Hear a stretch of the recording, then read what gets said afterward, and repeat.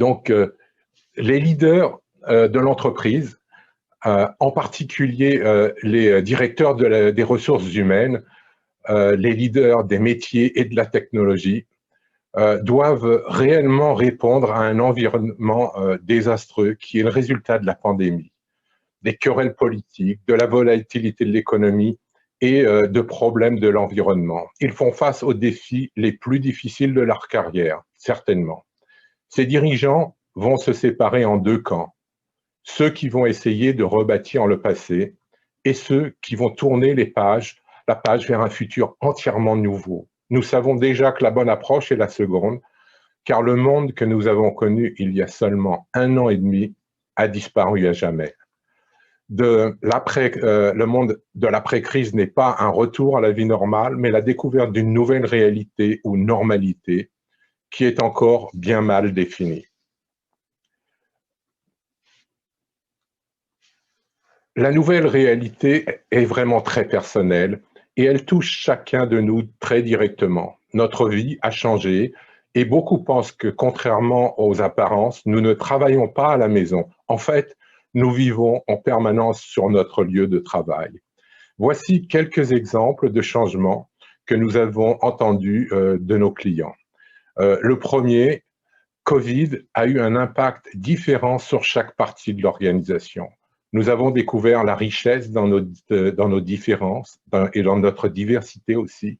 Nous avons appris à mieux communiquer globalement dans un moment vraiment difficile pour tous. Ou cette deuxième réaction, un dirigeant courageux aujourd'hui doit comprendre ce que les gens endurent et doit être flexible, tout en s'assurant que le travail est effectué en préparant le futur après la crise. Ou enfin, cette troisième réaction, les robots visent aux tâches les plus simples et libèrent les travailleurs qui peuvent se consacrer à des tâches plus valorisantes. Donc, vraiment, beaucoup de changements se sont passés avec cette année de crise.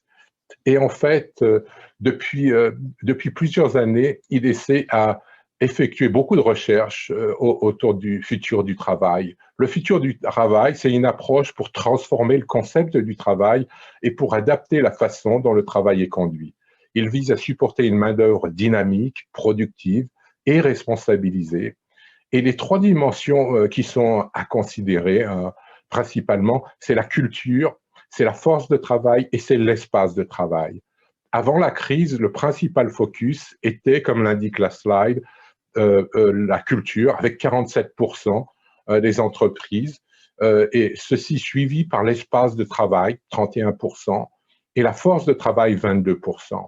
Aujourd'hui, le focus est beaucoup plus sur l'espace de travail et la force de travail, un peu en rééquilibre.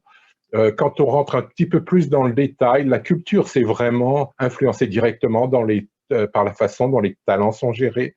Les forces de travail est aujourd'hui beaucoup le résultat de la nouvelle façon de collaborer entre les humains, mais aussi entre les humains et les machines. On voit beaucoup maintenant la venue de la machine qui en fait est un collaborateur digital.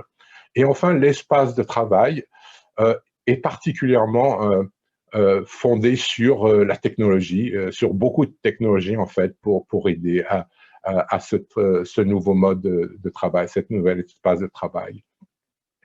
Il est réellement important de considérer le futur de travail dans le contexte du cycle de vie des employés au sein de l'entreprise. Pour créer une gestion du capital humain qui soit excellente, la DRH doit adapter chacune des phases aux nouveaux besoins du futur du travail.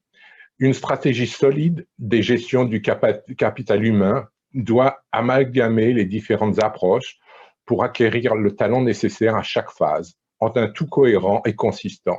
Il faut un recrutement qui vise à identifier et acquérir les meilleurs talents et les associer avec les meilleures positions. Il faut aussi un développement des connaissances et une formation continue qui donne la possibilité à chacun d'atteindre son potentiel et d'occuper des postes plus valorisants. Pour chaque employé, il faut la possibilité d'avancer sa carrière tout en poursuivant des aspirations personnelles. La rétention des personnels les plus qualifiés et qui sont si difficiles à remplacer. C'est le dernier point important à prendre en compte. Pour faciliter la navigation dans un nouveau monde qui a évolué profondément avec la crise, IDC a créé le modèle de retour à la croissance et de reprise qui est illustré par cette slide. L'axe du bas représente la situation économique et l'axe du haut représente les différentes étapes que les entreprises vont devoir traverser pour atteindre la crise. Le contexte économique est le même pour tous. En revanche, certaines entreprises vont aller plus vite, vont progresser plus vite sur le chemin de la reprise. J'aimerais prendre un instant pour vous parler de résilience. On a beaucoup entendu parler de ce concept, mais c'est vraiment très important. La résilience du business et la résilience digitale sont particulièrement importantes aujourd'hui. La résilience du business, c'est l'aptitude de l'entreprise à répondre rapidement à une perturbation dans les affaires et sa capacité à restaurer les opérations rapidement. La résilience digitale est l'aptitude de l'entreprise à répondre rapidement à une perturbation par l'utilisation de ses moyens technologiques pour non seulement restaurer ses opérations rapidement, mais aussi pour tirer parti de ces technologies et réellement compétitifs. Et c'est celle de l'individu, celle de l'employé au sein de l'entreprise.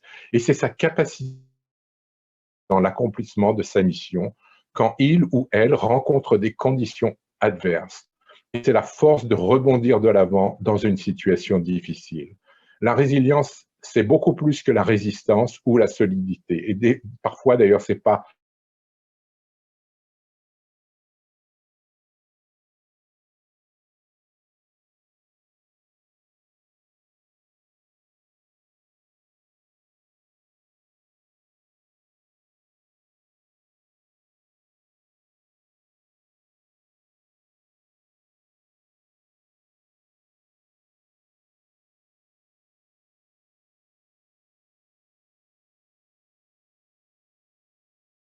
progresser sur n'importe quelle mission que l'on a. Et cette slide vous montre les mesures qui sont les plus couramment utilisées. Ce que l'on voit sur le graphique, en fait, particulièrement remarquable, c'est que la mesure numéro 1, c'est la force de travail. C'est celle qui compte le plus aujourd'hui pour tous. Et c'est même avant les métriques financiers ou opérationnelles. Sur le chemin de la reprise et du retour à la croissance, les modèles de travail vont évoluer à chaque phase. Et à chaque phase va amener vraiment de nouveaux défis, de nouveaux challenges. Ce graphique nous montre les actions spécifiques les plus communes à chacune des phases. La phase la plus active pour tous aujourd'hui, c'est celle de la résilience du business au milieu, car vraiment, elle prépare les entreprises à s'adapter à la nouvelle réalité, à permettre un fonctionnement hybride entre les différents modes de travail, et elle crée la fondation pour accélérer grâce à l'utilisation de la technologie. Donc la question que tout le monde immédiatement se pose, mais où sont les entreprises sur ce chemin? Et depuis le début de la pandémie, IDC a lancé une série de sondages mondiaux, bi-hebdomadaires en fait. Ce diagramme représente le résultat du sondage la semaine dernière. Ce que nous voyons, c'est que 53 des entreprises ont déjà atteint la phase de retour à la croissance et de reprise de leur business, alors que 35% des entreprises sont encore en train de se battre pour la survie de leur firme et sont encore dans la phase de continuité ou de réduction des coûts. Si on rentre un peu plus dans les détails, on s'aperçoit que l'image est vraiment très différente selon les régions. Et ici, IMEA est en vert sur ce graphique. Et ce qu'on voit, c'est que vraiment, l'Asie est très, très en avance sur le reste du monde. IMEA est en retard, mais les États-Unis sont encore plus en retard.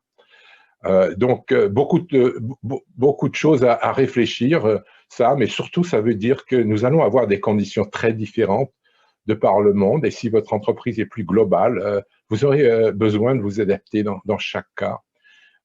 En particulier, je vous invite malgré tout à la prudence avant d'utiliser ce résultat et d'en tirer les actions, parce que c'est un contexte qui est changement continuellement. En fait avec la situation en Inde aujourd'hui, il va certainement y avoir des bouleversements de nouveau, et on peut très bien voir la région, l'Asie, être impactée par la pandémie dramatique en Inde aujourd'hui, et peut-être même globalement, ceci va changer. Donc, apprendre avec prudence, mais la seule constante que l'on peut espérer, et on doit se préparer, c'est celle du continuel changement qu'il va falloir surveiller et qu'il va falloir prendre en compte pour s'adapter au fur et à mesure. Donc, le graphique que nous voyons ici nous montre aussi une très grande diversité dans les priorités pour chaque région. Donc, pour l'Europe, Moyen-Orient et pour l'Afrique, on voit que la priorité numéro 1, c'est l'innovation.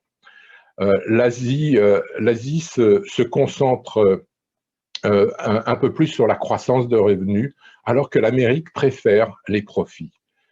Je voudrais attirer votre attention sur les priorités liées aux employés. Elles sont encerclées en jaune sur le graphique.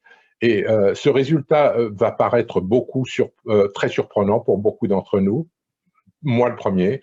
L'année 2020 a vu globalement un focus sur les êtres humains.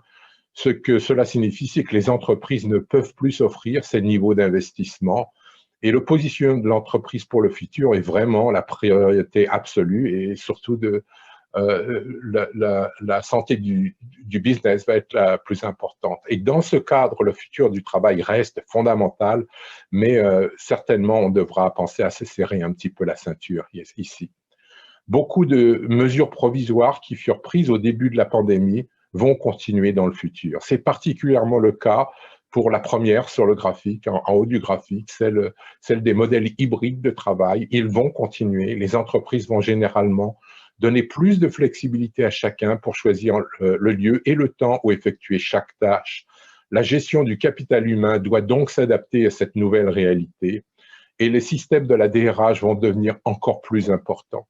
Les espaces de travail intelligents, deuxième priorité sur le graphique, vont devenir la norme et devront permettre la continuité indépendamment des locations, des lieux où le travail est effectué. Et enfin, un peu plus bas dans le graphique, l'automatisation, qui va réellement prendre une importance grandissante.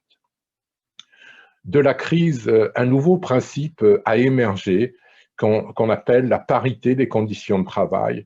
Un travailleur n'a pas vraiment la possibilité de flexibilité ou d'adaptation de son mode de travail, sauf s'il a la condition de pouvoir accéder aux mêmes ressources technologiques, aux mêmes outils et aux mêmes données, indépendamment du lieu, que ce soit au bureau ou au domicile ou ailleurs. C'est la parité de l'expérience. Cette slide nous montre ce qui est plus important pour réaliser cette parité, en particulier tout ce qui permet la collaboration et l'accès sécurisé aux applications et aux données de l'entreprise. Enfin, j'aimerais faire un dernier point sur l'automatisation, mais l'automatisation pas pour aider un employé, mais l'automatisation qui vise à remplacer du personnel. Et on s'aperçoit de plus en plus que ça devient une priorité. Certainement, on a vu dans certains pays que les êtres humains étaient un point faible des systèmes, et donc beaucoup d'entreprises choisissent pour le futur de remplacer ces postes qui étaient en avant-front de la pandémie et les automatiser. Et ce qu'on voit sur cette slide, c'est qu'en fait, au niveau global dans le monde, 16% de la main-d'œuvre devrait être remplacée par l'automatisation. En fait, le taux d'automatisation, si on regarde en détail au fur et à mesure que les entreprises vont dans le cycle de reprise, que ce taux d'automatisation grandit pour atteindre 23% pour les entreprises qui sont les plus avancées. Donc, c'est certainement un des attributs principaux du retour à la reprise. Et dans ce contexte, la DRH va devoir avoir besoin de transformer ces systèmes et de choisir judicieusement des cas d'utilisation, à planifier à court, moyen et long terme. Le graphique que vous avez vous montre un aperçu des cas d'utilisation les plus courants et c'est un petit peu un menu sur lequel il faut choisir où se concentrer. Et pour vous donner un petit peu plus d'indicateurs qui peuvent vous aider, voici une autre slide où là, ce que l'on voit, c'est les priorités pour la région en ordre décroissant. C'est les priorités pour l'Afrique, pour le Moyen-Orient et pour la Turquie. La priorité numéro 1 ici, c'est réellement la formation et tout ce qui est relatif à cette formation. La priorité numéro 2, c'est d'avoir les bons indicateurs de performance. Et la priorité numéro 2, c'est la collaboration et le bien-être de la main-d'œuvre répartie. Et l'indicateur numéro 3, c'est vraiment les indicateurs de performance et les reconnaissances des mérites de chacun.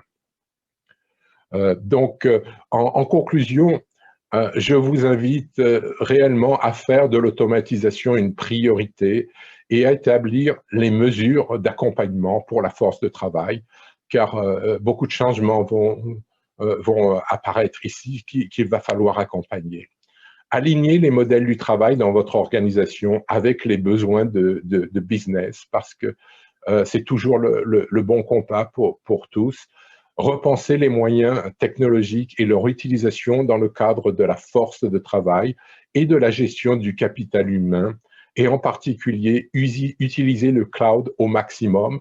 C'est souvent la façon la plus fondamentale de permettre à chacun de pouvoir travailler de n'importe où, dans n'importe quelle condition, si l'information est accessible depuis le cloud.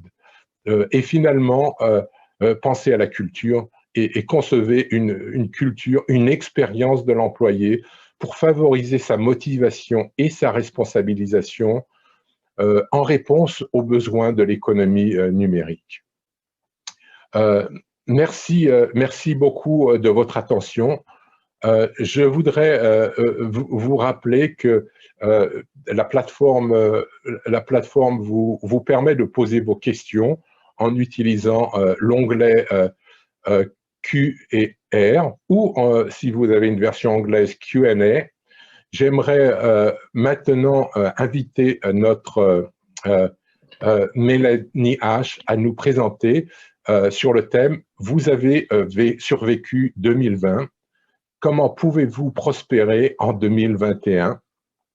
Nous sommes particulièrement heureux d'avoir Mélanie avec nous aujourd'hui. Mélanie H dirige la stratégie de gestion du capital humain à Oracle pour l'Europe, le Moyen-Orient et pour l'Afrique. Mélanie, c'est à vous. Merci. Merci Serge. Donc, bonjour, je suis ravie d'être avec vous aujourd'hui. Et je vais, dans la continuité de ce que vous a exposé Serge, compléter ces tendances qui sont extrêmement importantes et qui doivent vraiment donner à réflexion sur comment la gestion des ressources humaines doit vraiment se transformer pour pas juste le bonheur de l'innovation, mais juste donner aux ressources humaines la juste valeur qu'elle va avoir dans cette nouvelle, on va dire, normalité. Donc, du coup, je vais vous proposer de parcourir certains thèmes qui vont nous donner la pensée sur ce qui va vraiment être intéressant en termes de focalisation pour les prochains mois à venir en termes de gestion des ressources humaines.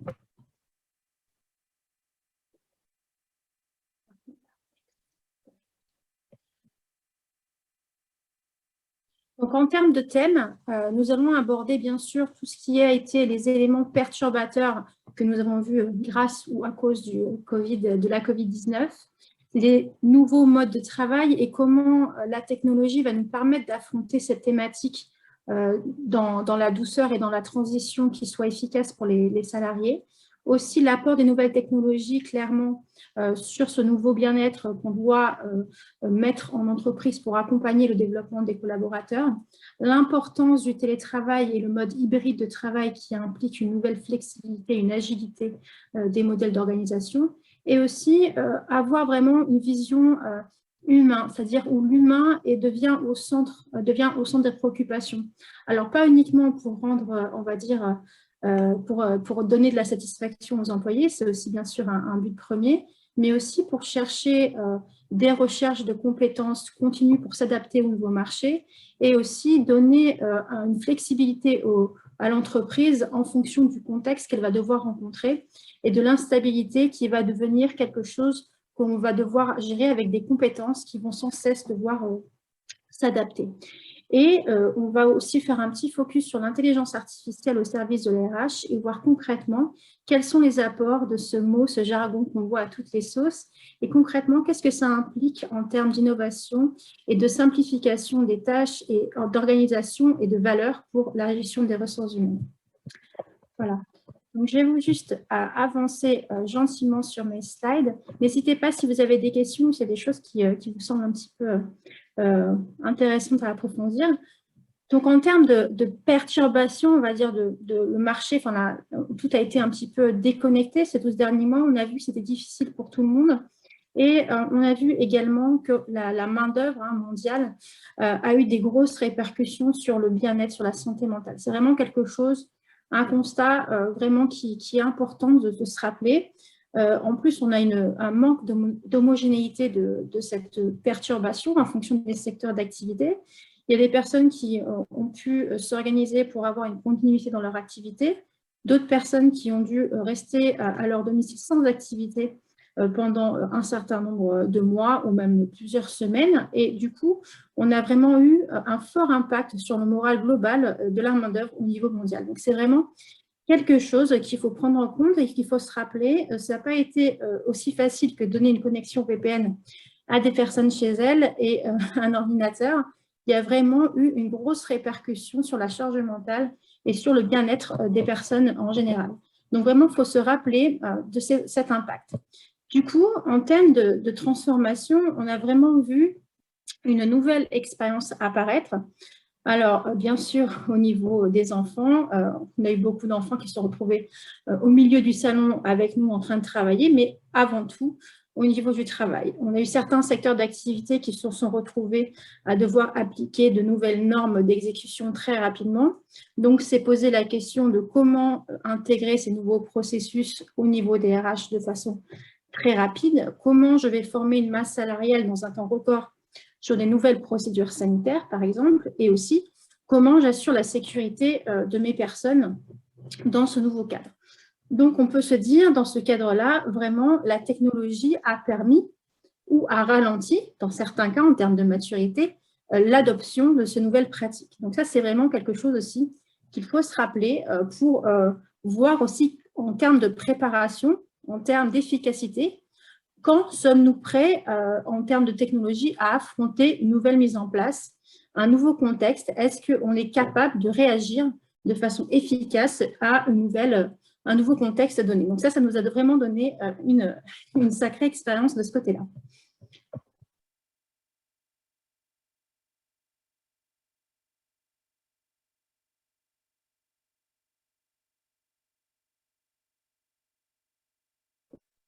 Alors du coup, ce qui m'en vient à parler de la technologie, donc je vais juste partir un peu vite. Voilà. Donc là, la technologie a vraiment eu un retour sur investissement extraordinaire dans certains cas.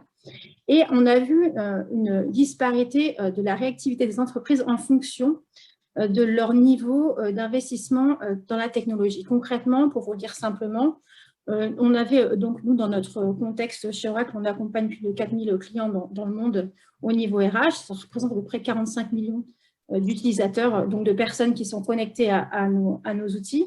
Et on a vu clairement certains clients qui étaient déjà dans le monde cloud, qui en quelques semaines ont pu former très rapidement leurs collaborateurs pour de nouvelles procédures ou juste compter les absents, gérer la sûreté de ces personnes-là, et d'autres qui avaient mis un peu plus de temps et qui se retrouvaient un petit peu dans des situations un petit peu bloquées et dont on a dû les accompagner très rapidement pour qu'ils retrouvent une forme d'agilité. Donc, on voit bien que là, la technologie a permis, on va dire, une accélération sur l'adoption des nouvelles technologies. Et ça, c'est vraiment quelque chose.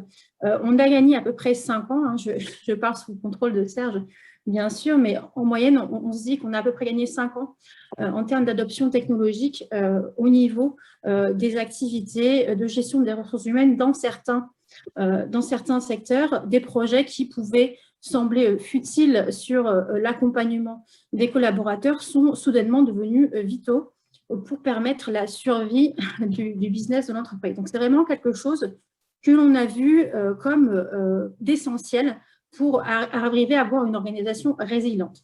Donc ça, c'est vraiment quelque chose qu'il faut aussi noter, l'apport de la technologie dans ce contexte extrêmement difficile. Ensuite, on a bien vu donc, le télétravail. Donc, le télétravail, ce n'est pas quelque chose de nouveau, hein, faut se le dire clairement, ce n'est pas sorti du chapeau en mars 2020, mais c'est devenu quelque chose qui a été, pour le coup, vital dans certaines organisations. Donc, c'est devenu évident qu'on a laissé donc, la capacité aux personnes de s'organiser à leur domicile en les équipant plus ou moins au niveau technologique pour qu'elles soient efficaces. Et ça a permis de voir, avec une augmentation de cette utilisation de mode de travail, une certaine rentabilité de la main-d'œuvre qui, du coup, a pu peut-être optimiser certaines conditions de travail. Et là encore, je parle pas pour toute la population, effectivement, il y a des métiers qui ne seront jamais en télétravail, mais du moins pour les métiers qui étaient plus ou moins en capacité de s'organiser en télétravail, le concept a vraiment permis de voir que dans de bonnes conditions de travail, avec des outils qui fonctionnent à distance, on a plutôt une augmentation de la rentabilité de la main-d'œuvre des personnes.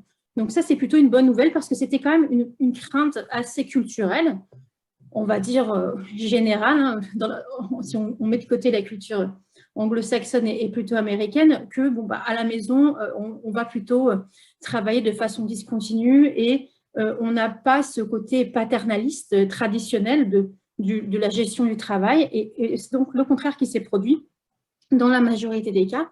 Donc, ça nous amène à repenser un petit peu le modèle de travail, comme l'a dit Serge, sur un côté flexible où effectivement le télétravail couplé à une efficacité et une gestion, on va dire, plus autonome de la personne, tend à nous dire que bon, bah, voilà, il faut vraiment remettre la flexibilité au cœur du dispositif en fonction de la demande, en fonction de l'agilité d'entreprise et de l'efficacité de la productivité que l'on souhaite dégager. Donc, du coup, tout ça nous amène aussi à repenser comment accompagner ces personnes excusez-moi, à distance. Et du coup, on a vu que le rôle du manager était vraiment complètement, on va dire, un petit peu perturbé, hein, puisque tendanciellement parlant, on a quand même la figure du leader, du manager qui a besoin d'une assistance au quotidien pour gérer tout ce qui est son équipe avec les procédures RH, etc. Et là, avec la technologie, on va pouvoir lui donner plus de visibilité sur ce qui se passe et on a vu quand même qu'il a pu motiver ses équipes de façon différente. Il a pu aussi faire, on va dire, une gestion différente de ses équipes à distance, mais cela impliquait un accompagnement quand même assez suivi des ressources humaines pour pouvoir aboutir à cette gestion à distance qui n'est pas évidente à mettre en place. Parce que bon, gérer des équipes qui sont naturellement dans un même bureau ou dans un même espace, ça devient compliqué quand on doit le faire en télétravail et ça a nécessité un petit temps d'adaptation qui n'est pas encore acquis en fonction de la maturité des entreprises, mais on voit bien qu'il y a une vraie volonté de mettre en place cette gestion à distance pour donner aux personnes cette flexibilité dont elles ont besoin et qui permet aussi à l'entreprise d'avoir cette flexibilité.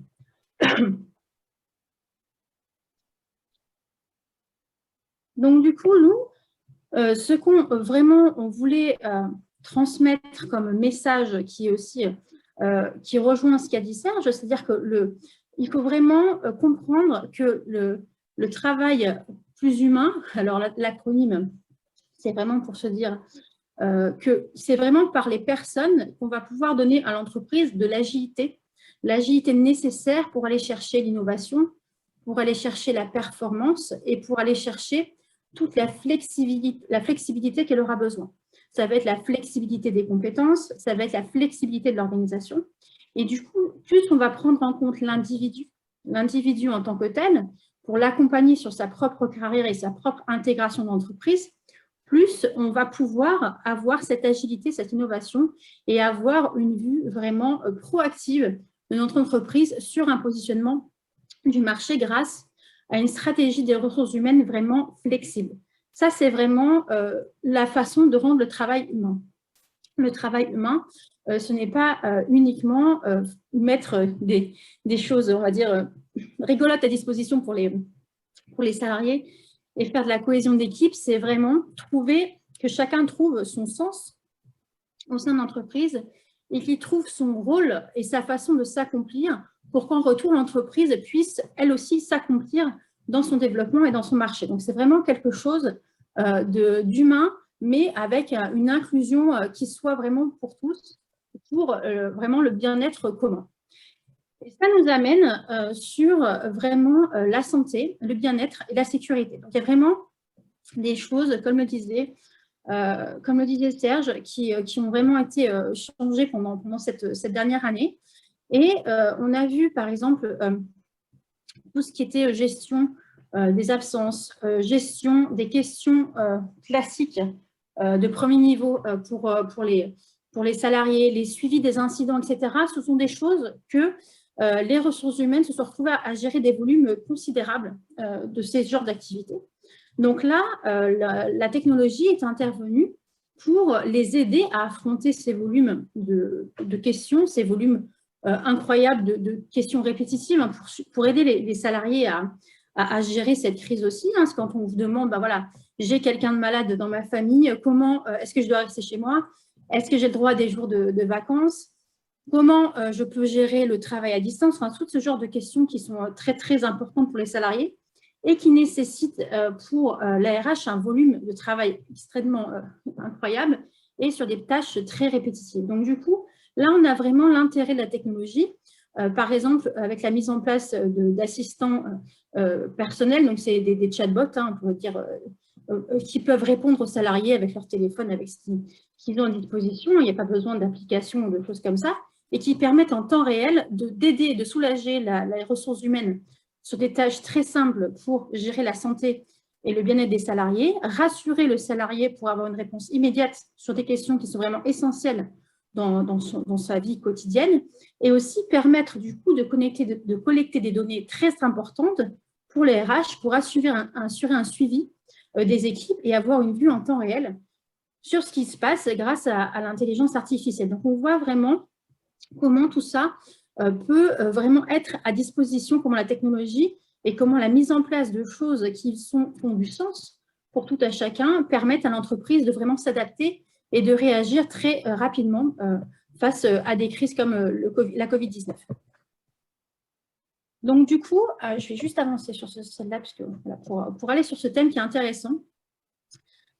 Du coup, on voit aussi beaucoup apparaître, et de plus en plus, c'est grâce à ce thème de la Covid-19, la diversité et surtout l'inclusion. Donc, on a vu, grâce à, enfin non pas grâce, mais à cause de cette crise, une diversité des capacités de travail des personnes, une inégalité des capacités en télétravail ou pas, organisationnelles, familiales, etc., qui fait que on s'est reposé la question sur la diversité et l'inclusion et vraiment la capacité en entreprise de permettre à tout à chacun, quel que soit son genre, quelles que soient ses capacités cognitives, quelles que soient ses orientations ou ses convictions culturelles, de pouvoir progresser dans l'entreprise et de se sentir comme quelqu'un qui compte en tant que tel, en tant qu'individu. Et on a remarqué que dans cette crise, on a vu émerger des diversités qui ont permis à certaines personnes de se sentir un peu de côté et pas complètement intégrées. Et dans certains cas, cette crise a creusé les inégalités au sein d'une même structure. Donc, du coup, se repose la question de la diversité et de l'inclusion. Du coup, est-ce qu'on est vraiment sûr qu'on a une structure qui permet cette inclusion et cette diversité, sachant que toutes les études tentent à montrer que plus une entreprise est diverse, tant au niveau générationnel que culturel de genre, etc., tant ça influe sur la performance dans l'entreprise et ça permet à tout le monde de vraiment trouver sa place et de générer vraiment une entreprise qui est performante et prête à être agile pour l'évolution de l'entreprise. C'est vraiment très important. Donc, du coup, on se pose aussi la question, sommes-nous en capacité, en tant qu'entreprise et de ressources humaines, de pouvoir accompagner tous les collaborateurs de façon à leur donner le parcours qu'ils souhaitent en incluant leur diversité au sein de notre entreprise. Donc ça, c'est aussi quelque chose qu'il faut se poser en tant que RH. Est-ce que je mets en place, est-ce que des choses pour favoriser la diversité en entreprise, est-ce que j'ai une vue? Quand je dis une vue, c'est est-ce que j'ai des informations, des données qui me permettent de savoir où j'en suis sur ce sujet-là? Est-ce que grâce à ces données-là, je peux accompagner mes managers, mes leaders, mon board pour pouvoir stimuler cette diversité en entreprise? Donc ça, c'est aussi des sujets qui ont réémergé avec la crise de la Covid-19.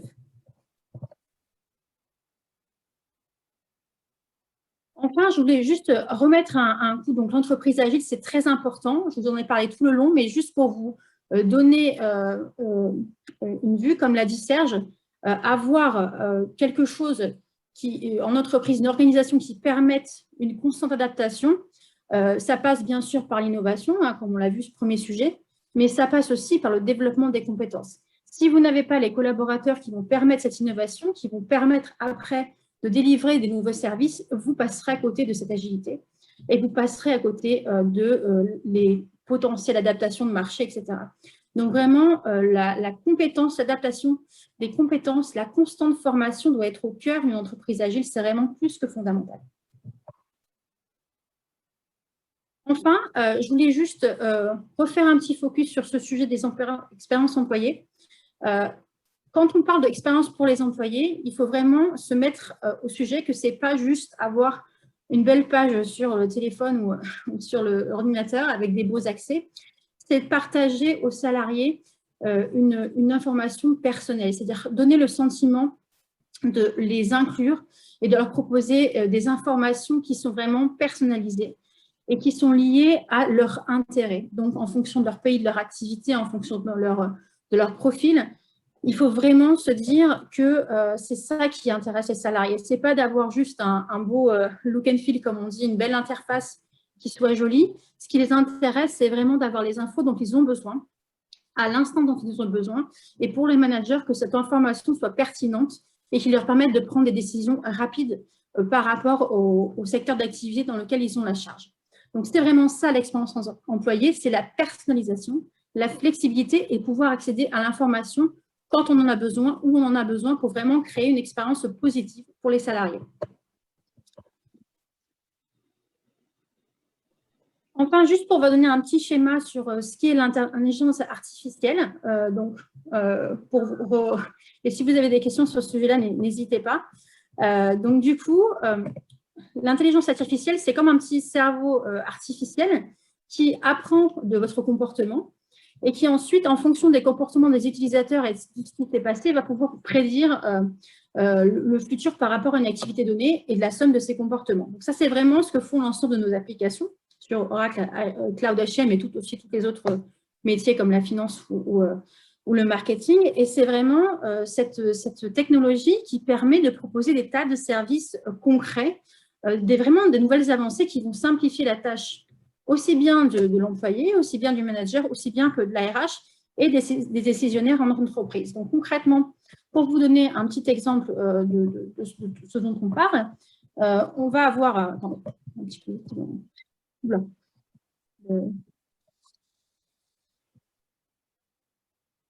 Un petit peu vite ma souris. Je suis désolée, Serge. Hop là. Voilà. Ça arrive. Oui, non, il est un petit peu trop réactif. Donc, les exemples de fonctions de prise en charge pour l'intelligence artificielle, vous allez voir, par exemple… Ah non, toujours pas. J'ai rien touché. Bon. Vous allez pourtant avoir des actions suggérées. Donc, par exemple, pour vous prendre un exemple, lorsque vous êtes sur Google, vous allez avoir des produits ou des liens, des news qui vous sont suggérés parce que vous avez été voir tel article sur tel… sur Téléjournal. Et du coup, l'outil Oracle Cloud HCM pour la gestion des ressources humaines va réagir de la même façon. En fonction de vos intérêts, en fonction de votre parcours, de votre profil, on va vous suggérer des actions. Par exemple, si vous êtes un manager, on va vous suggérer des validations de processus pour gérer votre équipe. Si vous êtes un salarié, on va peut-être vous suggérer que vous avez reçu votre salaire ou que vous avez des congés à solder ou que vous avez peut-être un intérêt sur une formation. Tout ça en fonction vraiment de votre propre activité et de votre propre profil. Donc, c'est ça qui est hyper intéressant, personnalisé.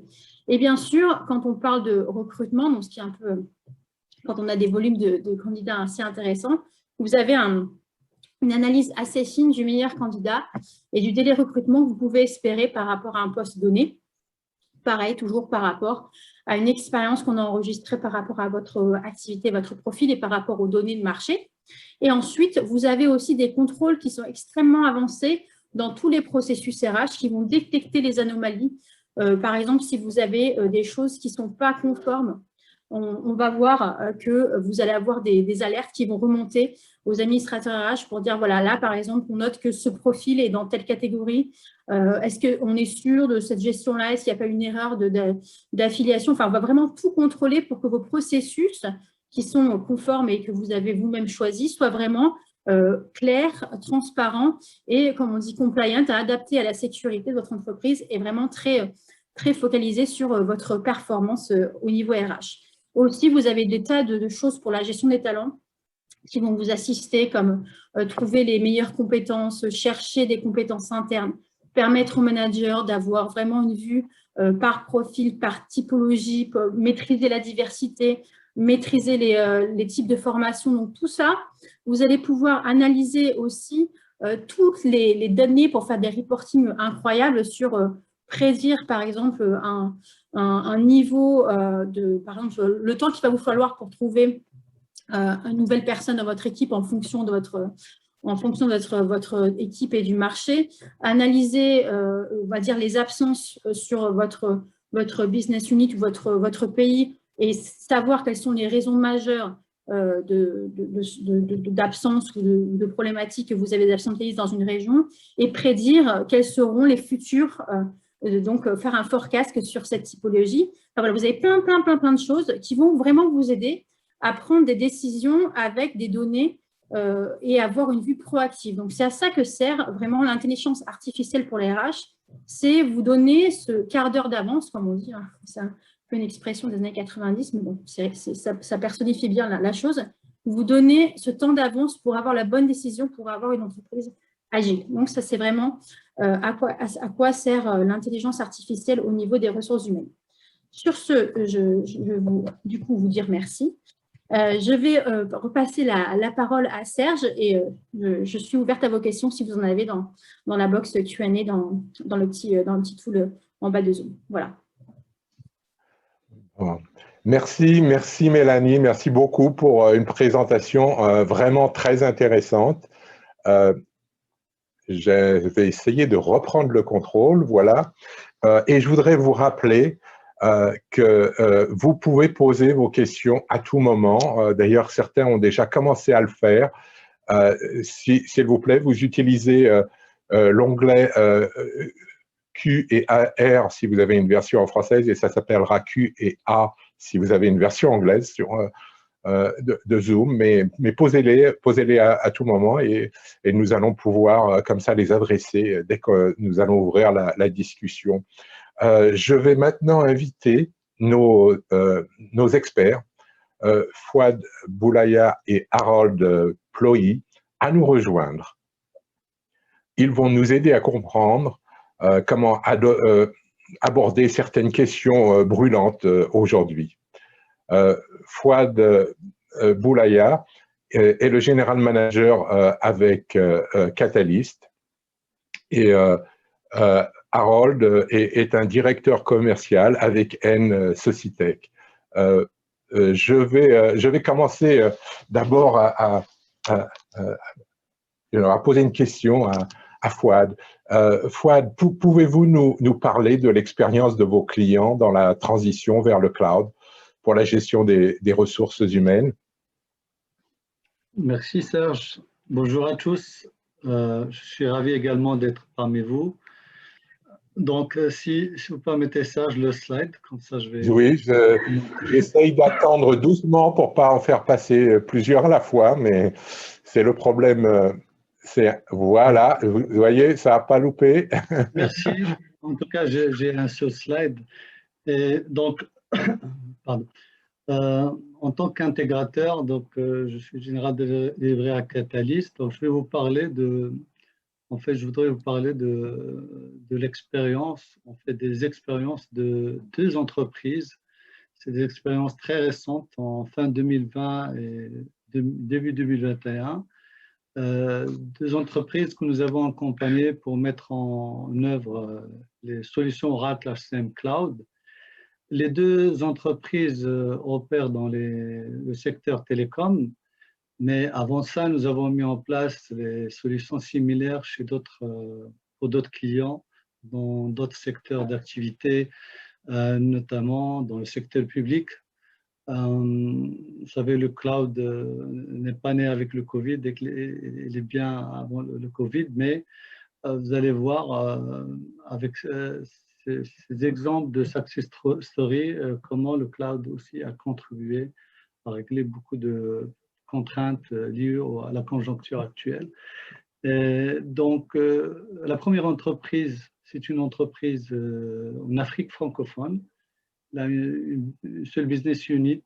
Donc, il avait au départ imaginé juste Sage pour la paix et toute la gestion des ressources humaines était en extra-système manuel, donc avec la bureautique basique Excel et avec une application de la gestion performance qui est une application locale. Donc on peut imaginer le manque de visibilité sur la gestion des processus de gestion des ressources humaines, ne serait-ce que les congés, le recrutement. Donc, pour un décideur avec telle configuration, il ne pourrait pas faire les bons choix pour recruter les bons candidats, retenir les bons profils. Donc, d'où la décision d'entreprise d'aller vers Oracle. Et le projet, donc, c'était un projet de mise en œuvre sur 5 mois. Hein, pour la partie cloud, globalement, avec la paix sur 9 mois. Donc, c'est une solution hybride composée d'une part de la gestion de la performance, la gestion du recrutement avec Oracle Talent Management et Oracle Taleo sur le cloud, et la gestion de la paix et les ressources humaines et le self-service sur Business Suite, qui est une solution en premise. Nous avons réalisé ce projet sans recours à aucun développement spécifique. Et ça, c'est l'intérêt aussi des solutions, on va en parler, Cloud Oracle. Donc, au bout du compte, aujourd'hui, le client il a un système SIRH intégré de bout en bout, avec une visibilité totale sur tous ces processus, notamment le recrutement. L'utilisateur qui est un utilisateur final ou un administrateur, il a la facilité de générer les rapports, même de créer des rapports avec des systèmes drag and drop. Dans le cloud, vous savez, HCM vient avec un nombre important de rapports. Mais l'utilisateur peut aussi produire ses propres rapports très facilement sans recourir à des algorithmes ou à des requêtes complexes.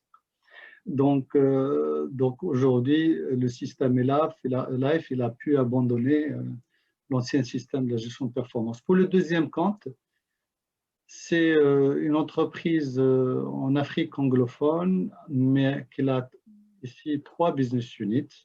Et la configuration est un peu différente. Ils étaient déjà sur Oracle avec la paix et les ressources humaines, mais il avait aussi SAP pour la gestion des performances et la gestion de la formation en cloud, SAP. Donc, c'est une configuration comme d'autres, mais le problème, c'est que il y avait beaucoup de lacunes aussi par rapport à la couverture de certains besoins spécifiques dans la gestion des ressources humaines. Et le système n'était pas assez flexible pour s'ouvrir aux multimédia, aux vidéoconférences, aux des systèmes on va dire, moderne. E-learning, pourquoi? Parce que aussi la conjoncture de l'année passée a joué. Le client a décidé de tout migrer vers Oracle. Donc, le projet, c'était un projet de 7 mois qui s'est déroulé en 2 temps. Un premier temps, donc, nous avons mis en place les objectifs, la gestion des objectifs, la performance, développement de carrière, la gestion de la formation avec Oracle Talent donc, sur le cloud et la gestion du recrutement avec ce qu'on appelle Oracle Talio Enterprise.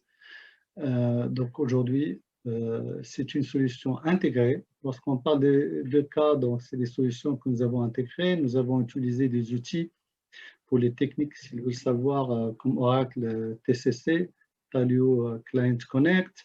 Ça rend la fluidité entre les applications. Donc le système est intégré de bout en bout et en plus, le système, en fait, le client il a pu abandonner le papier, il a pu dématérialiser tout son processus. Donc, ça, c'est brièvement, Serge, pour répondre. Merci de ces exemples, c'est vraiment très intéressant. Alors, en général, quelles recommandations vous partagez avec vos clients pour les aider à préparer ou à réaliser ce type de projet? Est-ce que vous avez quelque chose ici de particulier? Bien sûr, Serge, ça c'est notre métier, donc l'intégration, et moi je suis aussi directeur de projet, je fais que ça, donc merci d'avoir donné cette occasion. Donc ici je vais citer 6 points, c'est des points des facteurs clés de succès aussi, qui sont applicables aussi pour d'autres types de systèmes, pas que les ressources humaines, mais aussi pour la finance, la supply chain, le CRM, ainsi de suite. Et alors, le premier point, pour ne pas être lent, ce que nous recommandons aux entreprises, c'est de préparer une stratégie avec une feuille de route, et une feuille de route avec des périmètres bien délimités et mesurables en termes de budget. Mais quand on vient à la réalisation, nous recommandons d'aller progressivement, pas à pas. C'est bien de voir grand, mais il faut aller doucement, dans la douceur pour éviter donc aussi la perte de l'exploitation. Mais cette approche, je dirais, elle a trois atouts majeurs. Le premier financé, c'est que je répartis l'investissement sur plusieurs exercices. Le deuxième élément, c'est pour les gestionnaires de projet. Ils ont moins de tracas, un périmètre moins complexe à gérer en même temps. Donc, un meilleur contrôle des périmètres. Et pour les utilisateurs aussi, ils ont plus de temps de se former et en fait, ils vont s'approprier plus facilement avec le temps que d'avoir tous les systèmes à la fois. Deuxième élément important, c'est la méthodologie, c'est classique, donc on applique des méthodologies qui adoptent les principes agiles, les priorisations de besoins, mais je dirais un point, pour les projets cloud, il y a aussi une méthodologie adaptée au cloud. On ne met pas les systèmes cloud comme on met en place, par exemple, les systèmes classiques en premise. Donc, même Oracle recommande la méthodologie OEM, Cloud Application Services. 3 éléments, nous recommandons de rester dans les standards, et ça, c'est vraiment important pour nos clients et partenaires. Éviter les développements spécifiques sur le cloud. Oracle développe d'une manière perpétuelle. Ça dépend des applications. Il y a des mises à jour mensuelles, il y a des mises à jour trimestrielles. Donc, Oracle continue à innover, intégrer de nouvelles technologies. Développer sous le cloud, ce n'est pas très recommandé, donc, sauf des cas très, très rares. Alors, l'avant-dernier, pas l'avant-dernier, mais l'élément qui va suivre, c'est très important. Ça rejoint le thème aussi de la conférence, c'est le capital humain. C'est-à-dire beaucoup d'entreprises, ils passent beaucoup de temps à faire le choix entre les applications et les technologies, mais ils ne passent pas le temps nécessaire pour préparer l'humain pour le projet, préparer les équipes pour réussir le projet. Donc, nous recommandons d'impliquer les collaborateurs dès le début du projet, les collaborateurs, les métiers, ceux qui vont utiliser les référents de métiers dès le début du projet et assurer une bonne communication, une bonne conduite de changement. L'avant-dernier point, c'est un élément technique, mais il est important. Pour les projets qui sont complexes, c'est-à-dire qui doivent fédérer plusieurs solutions de plusieurs éditeurs. Donc, il y a des architectures SOA complexes. Ce type de chantier, d'intégration entre les systèmes est à prendre au sérieux dès le début du projet. Ne pas attendre très loin pour découvrir que les systèmes… Alors, le dernier point, et je termine par ça, la gouvernance du projet. Donc, dans tout projet, donc, il y a les instances hebdomadaires, mensuelles de contrôle projet, mais en plus, nous recommandons pour les projets cloud et dans la conjoncture actuelle, le travail à distance aussi, c'est d'utiliser beaucoup de communication avec beaucoup de rigueur, de faire des scrum calls chaque matin quand on arrive à des phases critiques de projet, avant la mise en œuvre et par exemple les premières semaines après la mise en production. Donc gérer tout ce qui est risque, conduite de changement et évolution. Donc merci à vous, donc disponible pour répondre à vos questions. Merci Serge. Et merci Fouad de cette brève introduction brève, mais on va pouvoir en dire plus dans la discussion qui va suivre. Maintenant, si le système veut bien réagir, j'aimerais poser une question à Harold. J'essaye de faire avancer, mais toujours comme d'habitude, j'essaye d'avancer sur une slide, pas 3.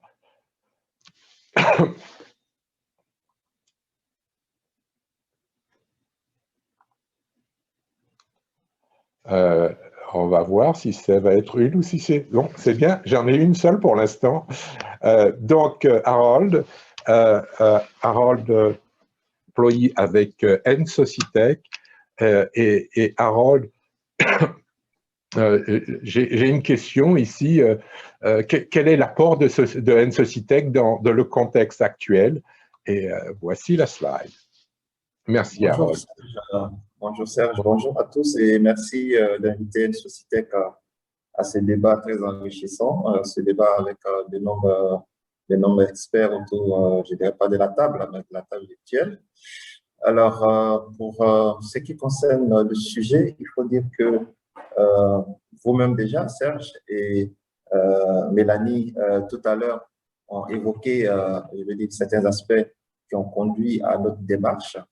Le télétravail, les nouvelles conditions de travail, la nouvelle gestion des ressources humaines, tout ceci, la réflexion était déjà là avant la COVID. Et il se trouve que la COVID est venue accentuer, si vous voulez, le besoin de pouvoir passer à, je veux dire, à une autre étape et à réfléchir, hein, pour ce qui concerne des entreprises comme la nôtre, des entreprises de services, à pouvoir réfléchir sur les enjeux, notamment des entreprises aujourd'hui. Alors, donc, nous avons résumé ces enjeux-là, et Serge, tu l'as bien dit tout à l'heure, sur 3 points. D'abord, la résilience. Nous sommes en pleine pandémie. C'est vrai que nous voyons quelques lieux d'espoir, mais nous sommes encore en pleine pandémie. Donc, il faut pouvoir être résilient. Pour être résilient, il faut pouvoir, certes, s'ouvrir, il faut pouvoir résister, mais il faut pouvoir toujours continuer à mettre l'accent sur la sécurité. Donc, la sécurité et la résilience sont déjà des aspects que nous regardons, je veux dire, de très près au niveau de Ensocitech. On voit la lueur d'espoir, donc il faut continuer à être productif, mais il faut pouvoir penser à la croissance. Serge, tu l'as dit dans ton exposé. Et cette croissance-là, pour nous, c'est la productivité. Comment est-ce que nous allons pouvoir être des acteurs pour accompagner notamment les entreprises au niveau de la productivité, pour pouvoir rattraper le retard que la pandémie a causé. Et puis, tout ceci s'appuie sur une couche, celle qu'on appelle la transformation digitale, mais qui déjà était là. On pensait déjà à comment, Mélanie l'a dit, à comment accentuer, comment mettre l'homme au centre du travail. Une mère ou un parent qui a son fils malade, peut-il être présent physiquement au bureau? Peut-il continuer de travailler sans être physiquement au bureau? Donc, toutes les entreprises réfléchissent ou ont réfléchi et continuent de réfléchir, mais le contexte devient de plus en plus urgent. Passer à la transformation digitale est, si vous voulez, aujourd'hui, les enjeux auxquels les entreprises sont confrontées. Et pour cela, nous avons en face des solutions que nous proposons. Donc, pour pouvoir déjà être résilient et gérer la sécurité, il faut penser notamment à la sécurité de la donnée, puisque tu l'as dit, Serge, et Mélanie aussi, comment rendre disponible la donnée pour que chaque travailleur puisse y avoir accès, quel que soit l'endroit où il est, pour pouvoir continuer à être productif. Donc, la sécurité au niveau de la base de données, au niveau des applications et des outils de production, je dirais de façon générale au niveau des infrastructures et du réseau. Donc, une société déjà sur ces trois aspects-là intervient de façon cruciale afin de pouvoir accompagner les entreprises à mieux protéger leurs données, à se rendre disponible en mettant à disposition, sans vouloir me répéter, la donnée pour ces travailleurs. Et puis, nous avons, au niveau de la productivité, je crois que ça a été aussi dit, penser à la formation.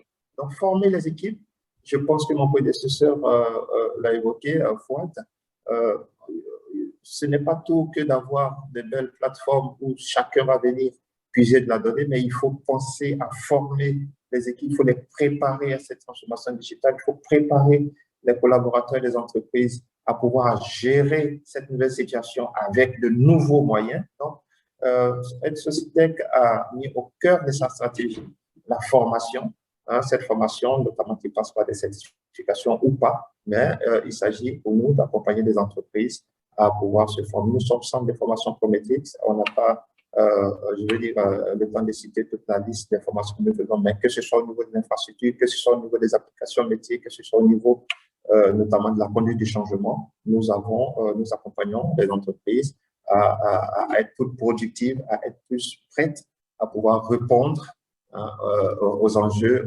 que la situation actuelle nous impose. Et puis, l'application notamment de la gestion elle-même des ressources humaines, donc avec HCM Cloud, notamment Dora, que nous mettons aussi au centre de notre intérêt avec les entreprises dans cette situation, pour pouvoir mieux gérer leurs équipes. On parle de talent management, on parle notamment de gestion des talents, on parle de gestion de la ressource humaine, donc pouvoir mettre l'homme au centre, je veux dire, de l'activité au niveau de l'entreprise, de la productivité. Donc, mettre à la disposition des entreprises des outils innovateurs pour pouvoir leur permettre d'être plus productifs. Donc, pour nous résumer, comme solution notamment aux enjeux des entreprises qui se résument à la résilience, à la productivité et à la transformation digitale, nous avons toutes les compétences pour pouvoir gérer la base de données de nos clients, mettre à disposition des sites backup, notamment pour pouvoir faire de la reprise ou de la continuité d'activité, quel que soit l'endroit où on se trouve. Nous pensons à la sécurité, notamment face à la cybercriminalité qui grandit en cette période, puisque l'ouverture, vous convenez avec moi, que l'ouverture est aussi source de risques. Et donc, nous adressons la problématique de la sécurité au niveau des bases de données, la sécurité au niveau des applicatifs.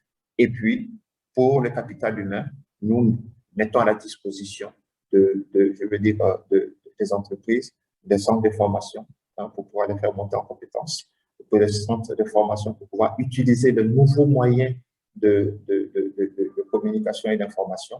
Et puis, la gestion en elle-même de la ressource. Nous sommes effectivement très regardants sur la solution cloud que Oracle propose, puisque tout ceci va dans le sens de l'amélioration de la productivité. Voilà, Serge, sans être exhaustif, ce que nous pouvons dire comme solution que nous proposons, comme démarche que nous proposons notamment aux entreprises pour pouvoir répondre au contexte actuel. Et si vous avez d'autres questions, nous serons heureux de pouvoir en débattre. Oui, et c'est justement maintenant qu'on va commencer à prendre les questions de notre audience et y répondre. Harold, merci pour cette présentation très rapide. Et j'aimerais rappeler Mélanie et Fouad pour pouvoir continuer notre discussion maintenant.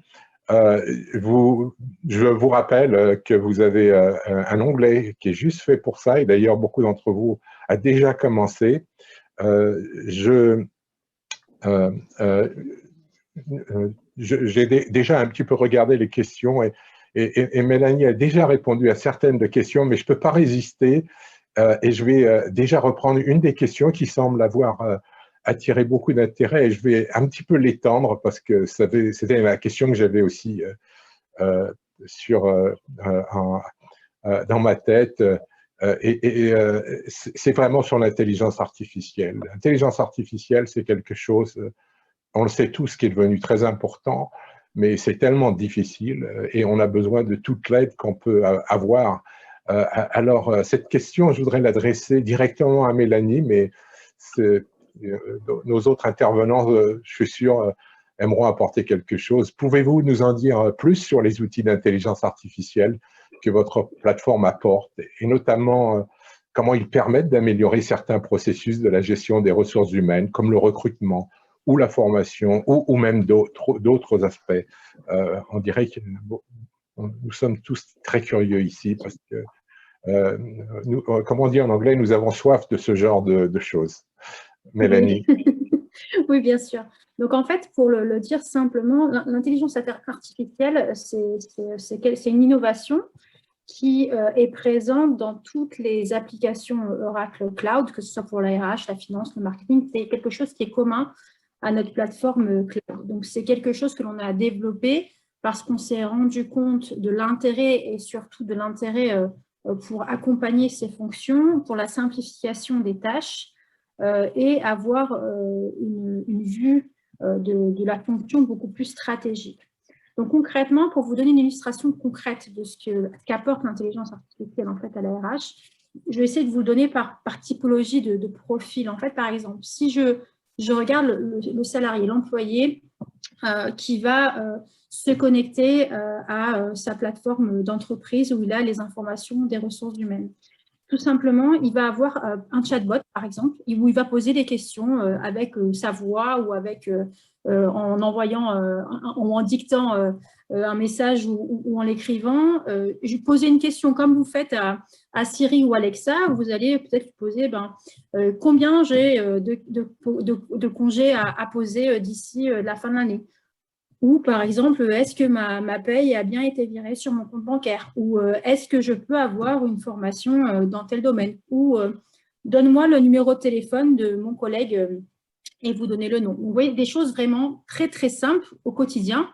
Il faut savoir que dans une entreprise, l'outil qui est le plus utilisé par tous les salariés, c'est l'annuaire de l'entreprise. C'est-à-dire trouver les collègues, savoir qui fait quoi. Et donc, voilà, vous avez un ensemble de tâches que tous les salariés vont pouvoir faire de façon simple au niveau, on va dire, au jour le jour. Donc ça, c'est l'intelligence artificielle qui va vous permettre, parce que le petit digital assistant, le petit chatbot qui va vous répondre, c'est vraiment une intelligence qui va pas avoir des réponses préformatées par thème, mais qui va, en fonction de votre profil, aller chercher dans l'organigramme, par exemple, en cas de numéro de téléphone de votre collègue, il va voir votre profil, il va chercher l'information comme l'aurait fait une RH dans un petit mail où lui auriez posé la question.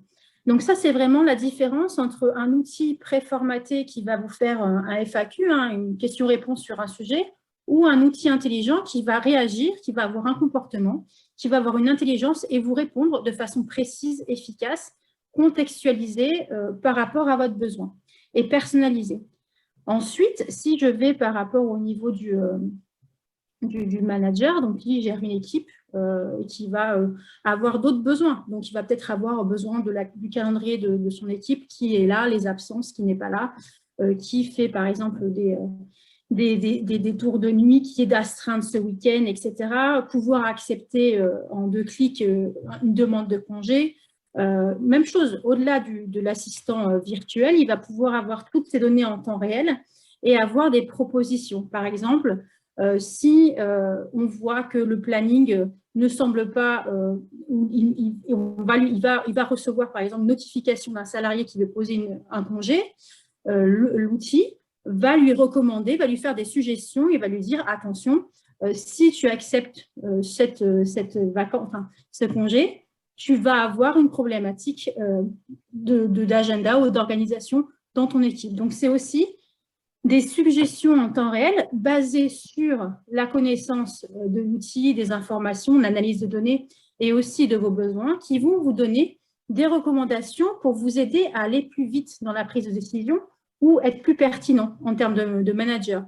En termes de recrutement, vous allez pouvoir avoir une analyse des matchings, des compétences des candidats de façon vraiment pertinente, avoir aussi un pourcentage, un potentiel, si vous voulez, de temps qu'il vous faudra pour trouver un nouveau candidat à ce poste-là, en fonction des candidats qui sont disponibles, en fonction aussi des candidats internes, refaire des recherches internes de ces compétences.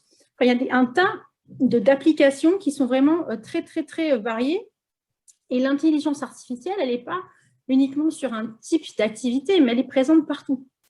Elle est présente dans les reporting, dans l'analyse de données, dans la capacité de vous faire de la prédiction, des forecasts sur une question posée, la capacité de vous créer un contexte, c'est-à-dire que vous allez faire un beau graphique pour votre manager que vous voulez partager avec vos équipes.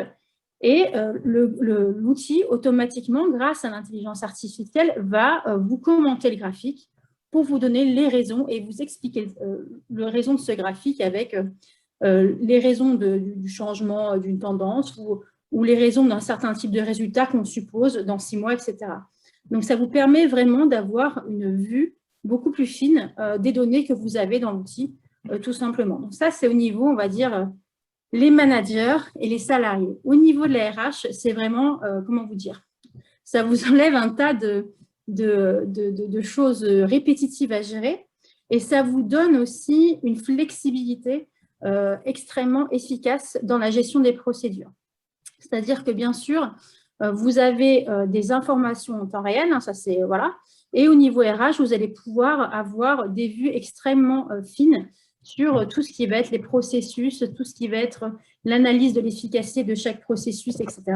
Donc ça, c'est vraiment quelque chose de très, très intéressant parce que vous allez pouvoir supporter, accompagner votre équipe de façon vraiment en temps réel et même au-delà au niveau stratégique parce que vous allez comprendre et anticiper aussi le comportement de votre personnel, vous pouvoir apporter de façon différente une vue, une analyse sur, par exemple, si on a une équipe qui est plus performante, analyser les raisons de cette performance. Est-ce que c'est dû à une typologie de diversité? Est-ce que c'est dû à une typologie de contexte, on va dire, environnemental? Est-ce que c'est corrélé à une mise en place de nouvelles procédures de sécurité, etc. Donc, vous allez pouvoir fournir à votre, on va dire, board et vos dirigeants une analyse très fine de ce que la RH apporte et vraiment avoir de la valeur sur l'anticipation et l'agilité dans l'entreprise. Donc, ça, c'est vraiment ce qu'apporte l'intelligence artificielle. De la nouvelle expérience, de la personnalisation et de l'efficacité dans la gestion et le traitement des données de façon prédictive, en gros. Et je me tais là, Serge, donc on pourrait en parler pendant 2 heures. Oui, il y a tellement de choses à dire. Oui. Merci. Réellement très passionnant. On a plus de questions qu'on va pouvoir en prendre. Alors, je vais essayer un petit peu d'agréger les différentes questions qu'on a pour essayer d'adresser les points les plus importants. Mais la première question qui vient sur ce sujet, c'est le problème de la justification. Toutes les compagnies ont souffert de la crise et ont été obligées d'investir. On l'a dit l'année dernière, et maintenant, il y a un peu moins d'argent qui est disponible. Alors, comment justifier le coût d'une nouvelle solution de gestion du capital humain dans cette situation? Est-ce que vous avez des conseils à donner ici? Et j'aimerais commencer par poser cette question à Fouad. Et puis, après, si vous voulez rajouter quelque chose, chacun d'entre vous. Fouad, qu'est-ce que tu penses là? Merci Serge. Bon, par rapport à cette question qui est tout à fait pertinente dans la conjoncture actuelle, moi je dirais en fait une citation, je ne suis pas sûr de qui, mais il n'y a ni richesse ni force que d'homme, c'est-à-dire le capital humain doit dorénavant être au centre de tout ce qui est investissement. Donc la perception en fait classique et antérieure, l'humain était un centre de coût et était un chiffre dans l'exploitation de l'entreprise. Aujourd'hui, il faut investir dans l'humain parce que c'est l'humain qui va inventer, c'est lui qui va sortir la société des crises, des situations comme on le vit aujourd'hui. Donc, moi, je dirais que ce n'est pas un gâchis d'investir dans les solutions de ressources humaines. Et je dirais plus comme recommandation, sans prétendre être l'expert dans ce domaine, mais il faudra plutôt penser à autre chose, rationaliser les achats, les dépenses superflues, éliminer les frais de gestion, par exemple, éliminer les billets de voyage et penser à faire remplacer par des visioconférences, optimiser la fiscalité. Ça, c'est ce que nous recommandons. Le capital humain est le centre de l'avenir. Donc, merci Serge. Très important. Harold, même question, comment justifier du coût d'une solution capital humain dans le cloud? Déjà, je pense que Fouad a dévancé mon propos. On sait très bien que le capital humain ou la ressource humaine est la ressource la plus chère qui produit de la ressource en entreprise. Donc, du coup, investir dans des équipements qui peuvent alléger, si vous voulez, ou faciliter la productivité sans avoir à détériorer, je veux dire, la santé de la ressource humaine est la chose à faire. Et ça a été dit, remplacer des réunions où il faut, pour nos contextes africains, par exemple, faire des kilomètres pour pouvoir venir assister à une réunion d'1 heure et prendre encore le risque de retourner sur des kilomètres. On ne le souhaite pas, mais on sait très bien ce qui s'est passé sur nos routes, par exemple en Afrique. Pourquoi ne pas transformer tous ces risques, tous ces investissements en termes de frais de voyage par des vidéoconférences, par des meeting rooms, par tout ce qu'il y a comme outil digital. Alors, je veux dire, cet investissement-là n'est pas difficile à justifier aujourd'hui dans le contexte qu'on est en train de vivre. Vous n'avez pas la possibilité d'être présent physiquement. Je m'excuse, je termine là-dessus. Mais vous devez continuer de travailler. Comme on le dit chez nous, on fait quoi? On trouve le moyen de pouvoir travailler sans être présent. Il faut investir donc dans des outils, dans des moyens qui puissent permettre de continuer de travailler sans être présent. Cela m'amène, avec ta permission, Serge, à répondre à notre ami Moustapha Séné qui sur le chat dit par exemple que le télétravail allège des charges physiques, mais elles sont remplacées par des investissements ou des charges qui sont plus lourdes. Et pour lui, il demande quelle est, par exemple, la charge qui est plus rentable pour l'entreprise. On vient d'y répondre, la charge qui est la plus rentable pour l'entreprise, c'est celle de pouvoir investir sur des moyens qui permettent d'alléger physiquement le travail, d'optimiser, je pourrais dire, le travail sans forcément que le travailleur, la ressource humaine soit elle-même épaulée. Et bien entendu, cela apporte un peu plus je veux dire, d'investissement, mais ce sont des investissements qui sont pérennes.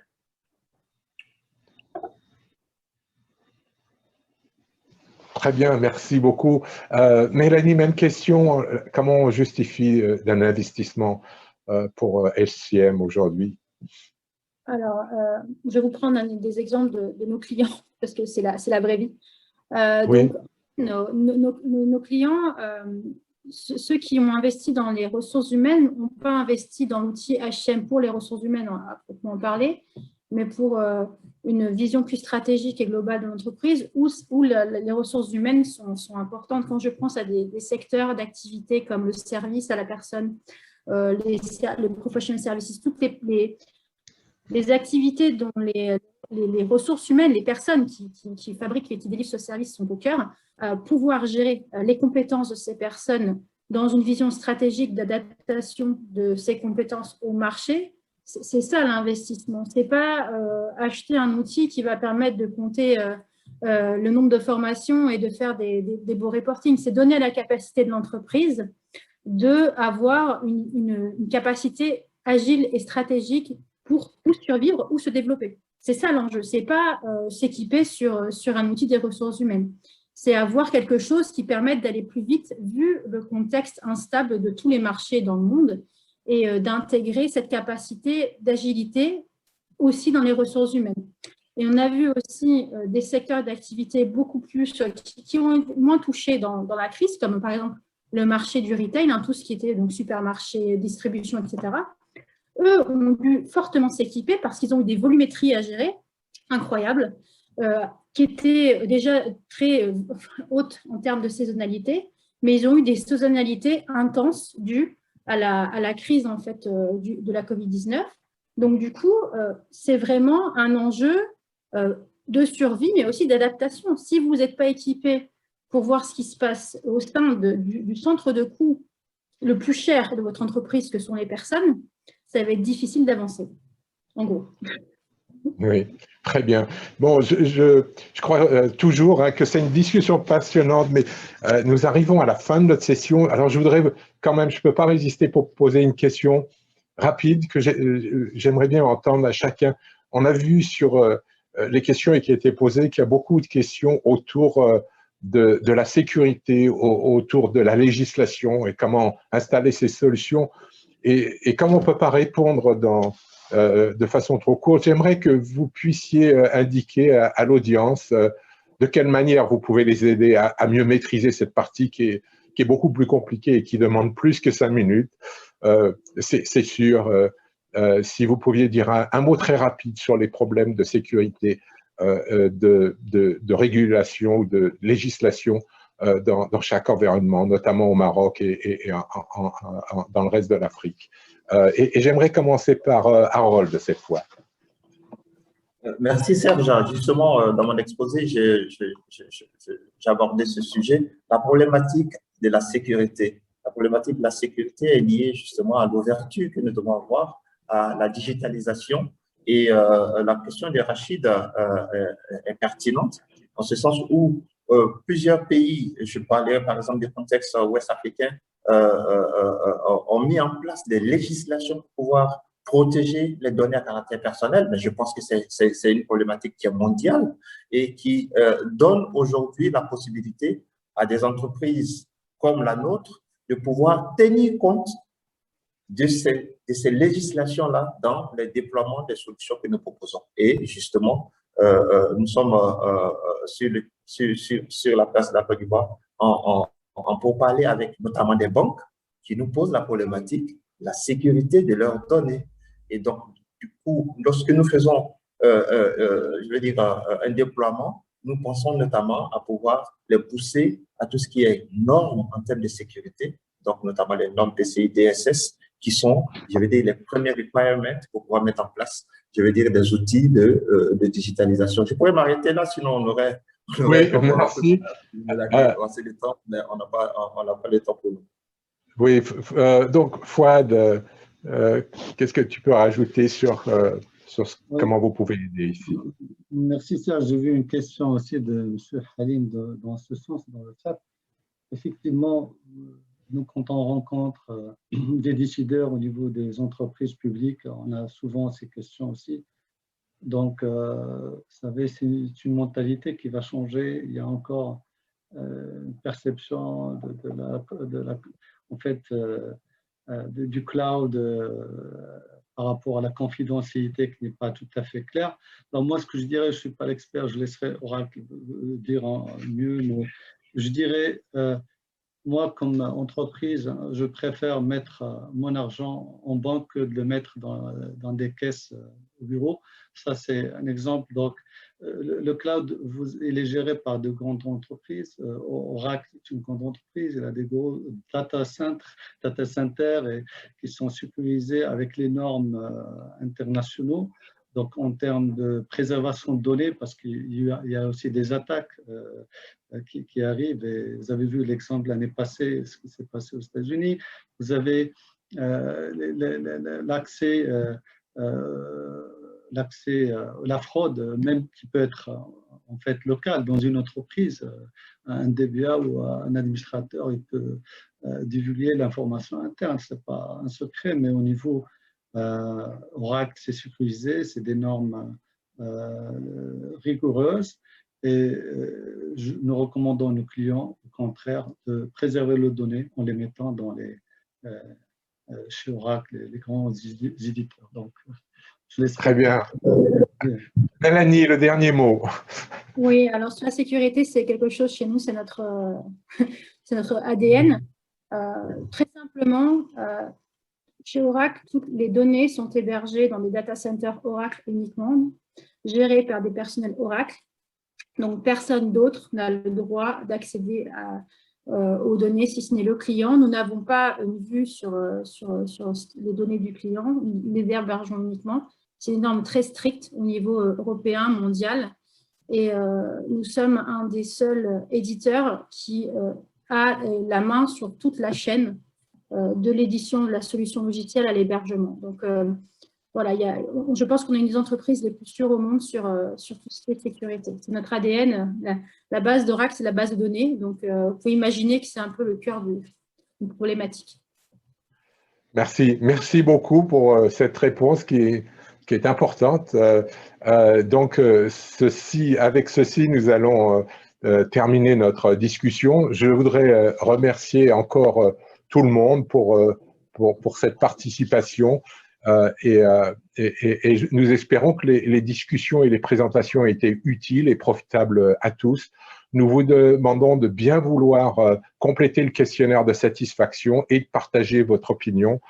C'était toujours très important. Avec ceci, je vais vous dire au revoir et j'espère à bientôt. Inch'Allah.